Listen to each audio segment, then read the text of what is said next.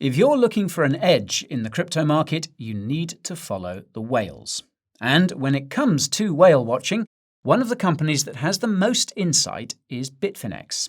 Not only is the exchange absolutely swimming with whales, but it's also the sister company of Tether, the most influential company in crypto. So, when we saw that Bitfinex had published a report containing an in-depth analysis of the crypto market, we knew we had to find out what it said. Today, we're going to summarize this report and tell you what it could mean for crypto. The report we'll be summarizing today is titled, quote, "Constrained Bitcoin supply and options pricing are hinting at more volatility to come." It's one of many weekly Bitfinex Alpha reports that the exchange has published, but there's a reason why we picked this one specifically. That's because it was published in the first week of October, the week before the crypto market dipped. In other words, the prediction made in the title of the report seems to have come true. And a report called, quote, "Bitcoin flows to long-term holders as volatility jumps" was published the following week. We'll leave links to both reports in the description. Now, this particular report begins with a lengthy disclaimer which states, quote, "This newsletter contains forward-looking statements that relate to future events or future performance, which are only projections, opinions, and hypotheticals about possible future events, conditions, outcomes, and results. Actual events or results may differ materially." Quite funny considering what I just mentioned. Anyways, the first part of the report looks at what's been happening on-chain with Bitcoin. The report's authors found that the supply of BTC reserves on exchanges hit its lowest level in over 5 years. It's not clear whether this means the total BTC on exchanges or just the BTC held in cold wallets or cold storage. On that note, if you're looking to get a hardware wallet and want a huge discount, check out the deals page in the description. In any case, the decline in BTC on exchanges means two things. First, it means that most BTC holders are hodling, i.e. not selling, though there was a bit of selling during the crash in early 2022.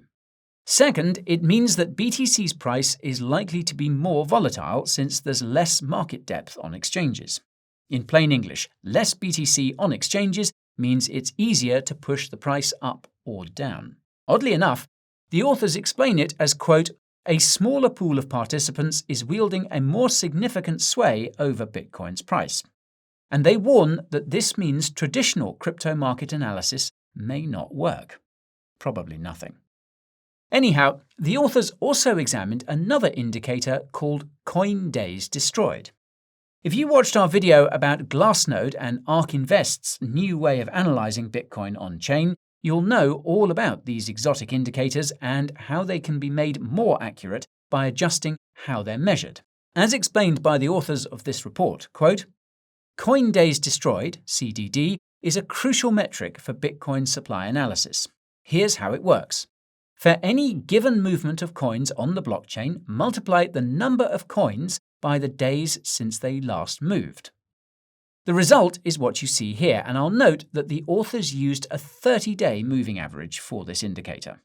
As you can hopefully see, the number of coin days destroyed spikes around BTC tops and bottoms, be they local or market cycle. This basically tells you that the Bitcoin whales are waking up. Note that we'll leave a link to that indicator in the description. It's completely free. Now, the authors then zoom in on an abnormal on-chain finding, and that's that while short-term holders seem to be holding, medium-term holders seem to be selling. For context, short-term is any wallet that's held BTC for 6 to 12 months, and medium-term is any wallet that's held BTC for 12 to 18 months. Logically, the authors speculate that medium-term holders are taking profits. Now, this is strange considering the average price of BTC held over the medium term is almost exactly what it is now. It's also strange that the authors say this is normal behavior in early bull markets. Regardless, they then pivot to comparing BTC's price action to that of the S&P 500 index. They estimate that the S&P is close to finding its local bottom. They note that this is significant because risk assets like BTC tend to rally as soon as stock market indices like the S&P find their bottoms. There are just two problems with that analysis. The first is that BTC hasn't been very correlated to the stock market recently. The second is that the exact opposite seems to have happened last week. The S&P 500 rallied from the local bottom, which Bitfinex predicted. But BTC didn't pump, it dumped. This ties into another questionable analysis, and that's the so-called Rectember and Uptober phenomena. For reference, BTC has historically done poorly in September, but well in October, hence the names. The thing is that this data is heavily skewed by outlier months in bull markets and bear markets.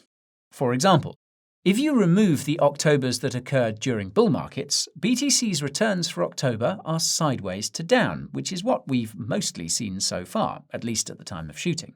But of course, the authors conclude that BTC's price should go up in October, like many of us have. Maybe it still will, who knows. Anywho, to their credit, the authors seem to have the right idea when it comes to analysing market sector rotations. First, the market for US government debt, aka the bond market, rallies, then the stock market rallies, and then the crypto market rallies. The thing is that the bond market hasn't rallied yet. Not only that, but a bond market rally typically corresponds to a flight to safety, meaning that investors are selling assets like stocks and crypto for US dollars and bonds. As such, you could say that the best time to accumulate stocks and cryptos is during bond market rallies. Not financial advice, obviously. Now, the last two indicators the authors look at in this section are volatility and the take-buy-sell ratio. The TLDR is that BTC's volatility indicators suggest that it could spike up or down, while the take-buy-sell ratio suggests that retail investors are starting to rotate out of BTC and into altcoins. This is another analysis that's been invalidated by recent events. Bitcoin dominance hit a 3-month high last week. This is not surprising given that Bitcoin dominance tends to rise in the months leading up to the Bitcoin halving. In retrospect, the take-buy-sell ratio could have been insiders taking profits on alts. In the second part of the report, the authors provide a general market update. They start by pointing out that consumer confidence continues to be on a long-term decline. This is significant because most economic growth in the US is driven by consumption.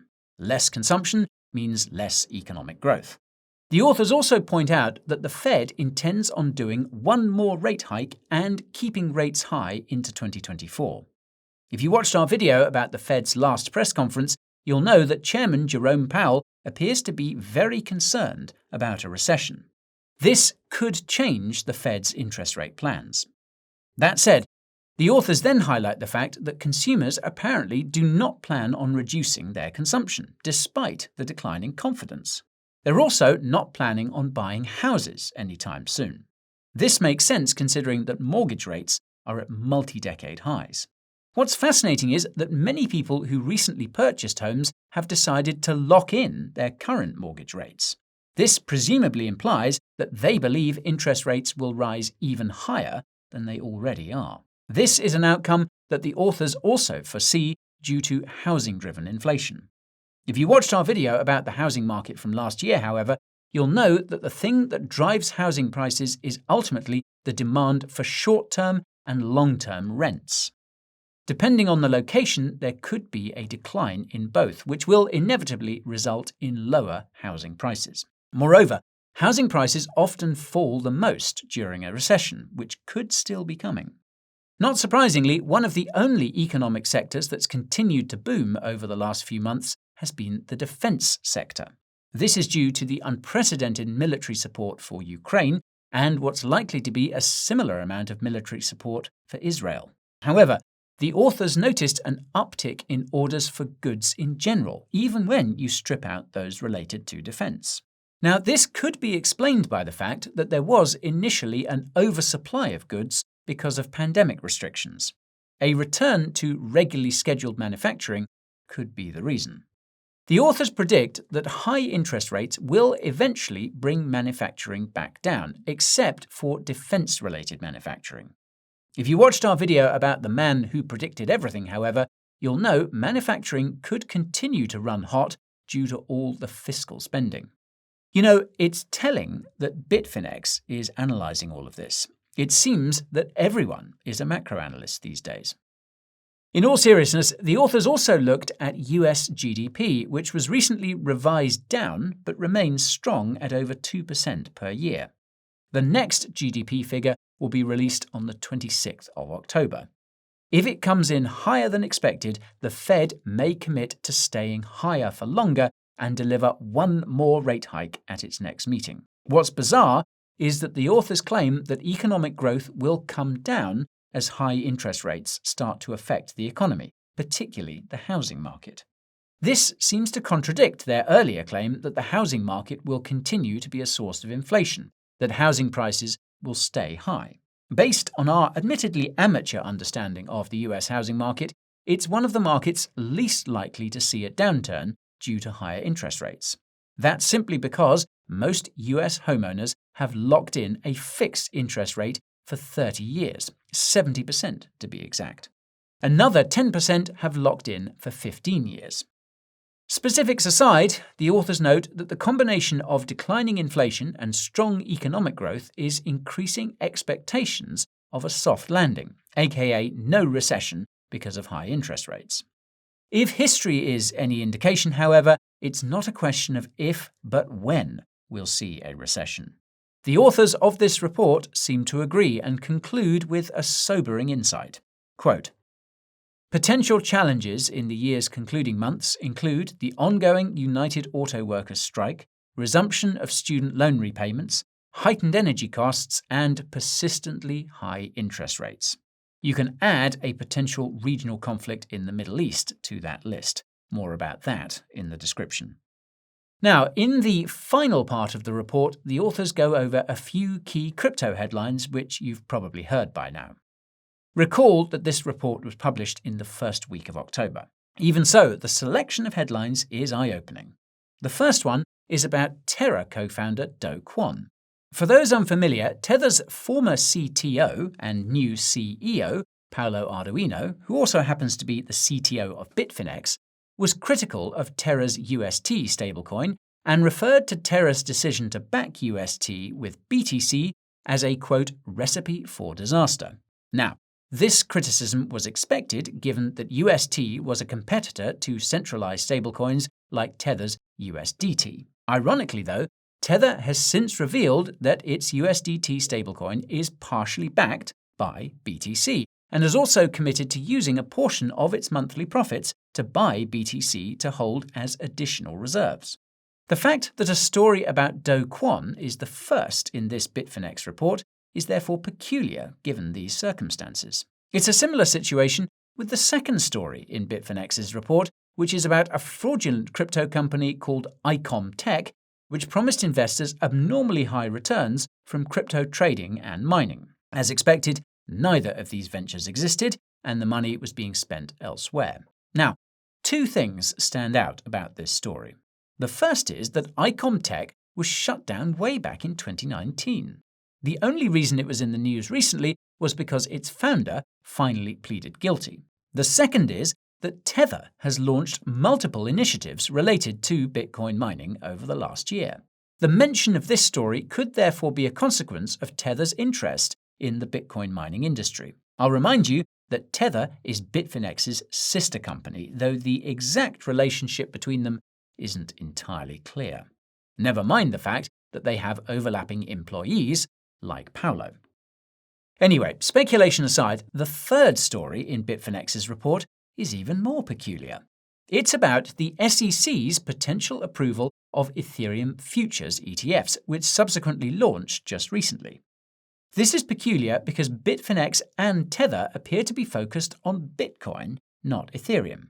To be fair, they mention the Bitcoin ETFs a lot. Still, it's surprising that they included this story. From our perspective, it's possible that this has to do with the asset managers involved, namely Valkyrie. As reported by CoinDesk, Valkyrie's largest client was, and still could be, Tron founder Justin Sun.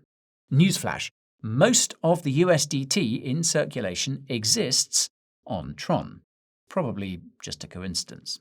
Now, the final story the Bitfinex report unpacked might be the most peculiar of the four. That's because it talks about how Taiwan is introducing stricter crypto regulations. This is a reference to the decision to ban unregistered crypto exchanges from operating in the country, which makes sense. The authors also cite another headline about how the Taiwanese crypto industry is effectively fighting back by forming what is essentially a group that will lobby for crypto interests.